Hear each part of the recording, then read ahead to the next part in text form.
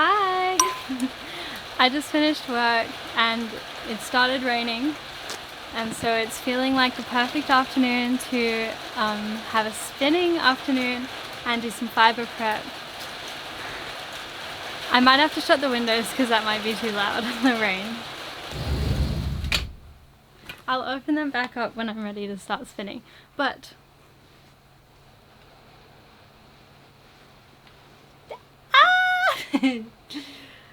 this is a spinning wheel and it's in my studio.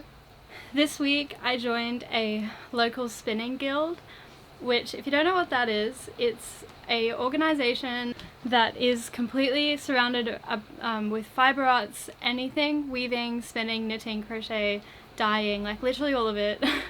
And they have an option to hire out equipment if you're a member. Spinning wheels are very expensive and I haven't been able to afford one. I'm saving up my pennies as fast as I can, but it is taking a long time because the one I want is pretty expensive. And for a while I was being really discouraged by it because I wanted to start spinning on a wheel, but I haven't been able to access one until a follower told me about spinning guilds, and it has turned out to be the ideal situation. So I've hired a spinning wheel and I will now be spinning with this. Occasionally my drop spindle too, but now I've got a taste of this, I just know the spindle isn't going to be touched as much because it's very satisfying how quickly you can see yarns come to life, and also it's just different. There's something about wheel spun yarn that is slightly different to drop spindle spun yarn. I don't know if most of that opinion is coming from how much it feels different, or if it is actually visually has different elements to it. But yes, I'm basically today, I'll just get this out of the way now, even though it's beautiful. Oh shit. I'll get this out of the way. We'll put it in the background so you can still see it. Ah! This was my very first experiment on the wheel. It is a 2-ply yarn and I plied it with my drop spindle because that's all I have experience plying with, and I was really tired yesterday and I just wanted to kind of do what I knew, but I did spin the singles on the wheel, and I'll insert a picture of what my singles looked like on the wheel. But yeah, it ended up looking like this, and I got this beautiful lime green merino, which just looks stunning. But today I still have a lot of this left over, but I've spun with this for a while. I'm really just trying to like figure this wheel out. Today I'm working with some alpaca fleece, which has been dyed into this lovely soft kind of rose pink. I'm going to be carding this up. I've got 100 grams of it. Again, applied yarn with this, but this time plying on my wheel. Okay, let's get carding!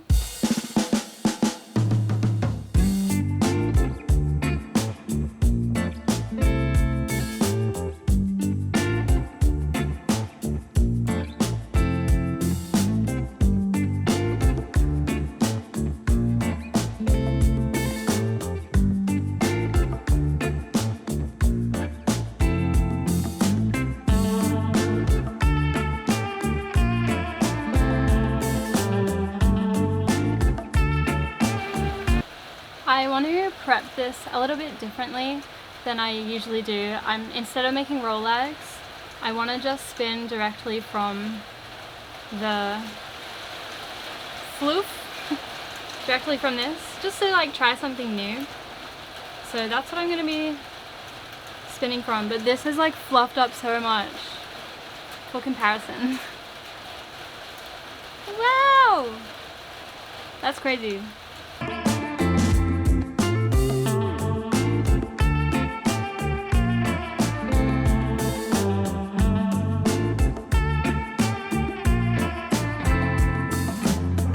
Okay, I'm just sorting through the rest of this fiber and carding it. It's actually so crazy how quickly this spins up on a wheel. Like, I'm mind blown. I can't also overstate how nice it is to sit down and spin. Like, if you want to spin for any type of extended amount of time on a drop spindle, like, you have to be standing.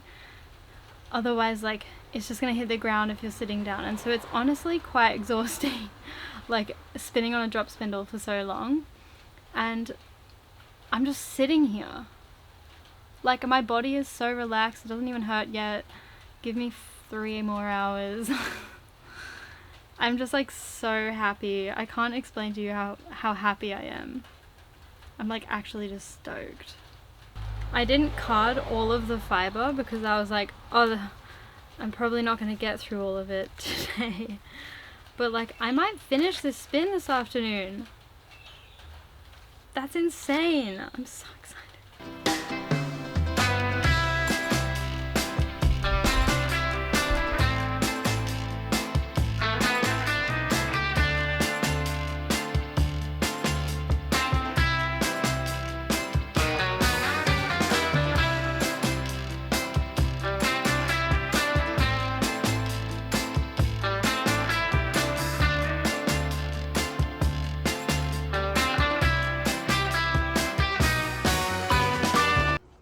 I just finished carding all the mohair.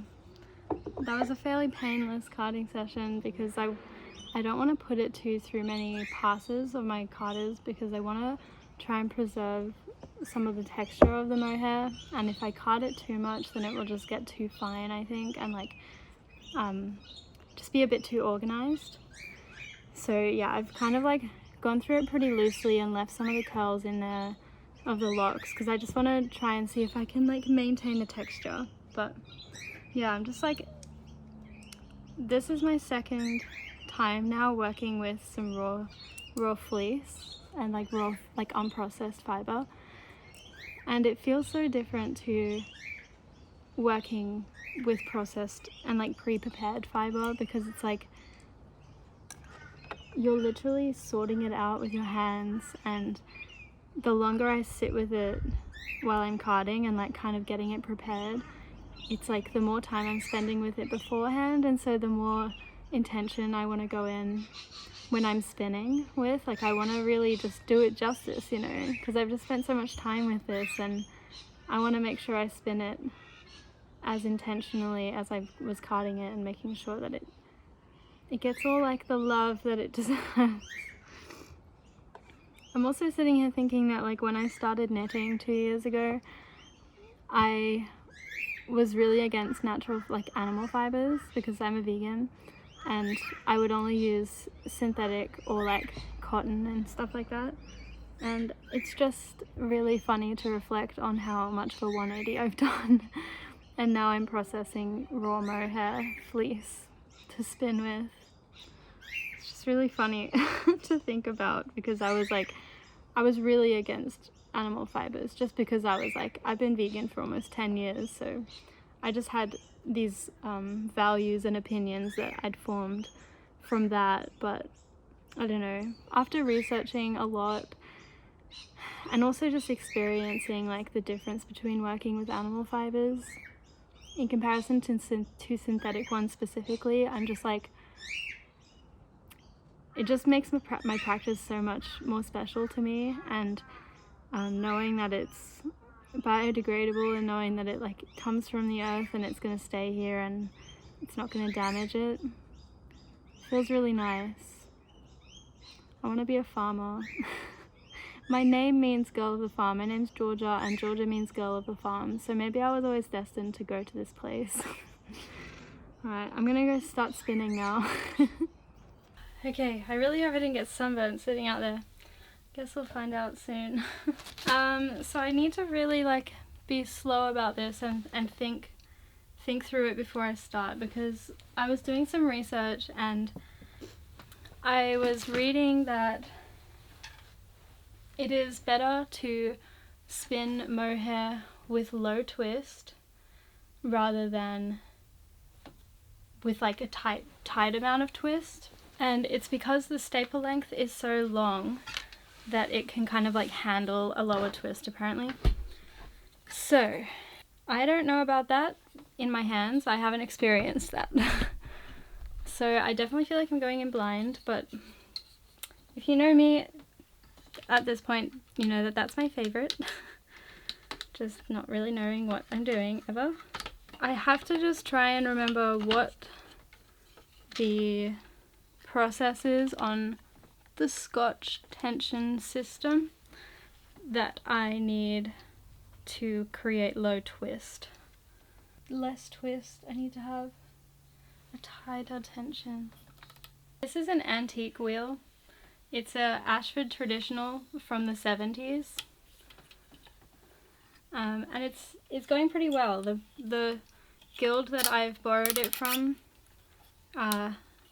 refurbished it, so they have done some work on it to make sure that it like works well.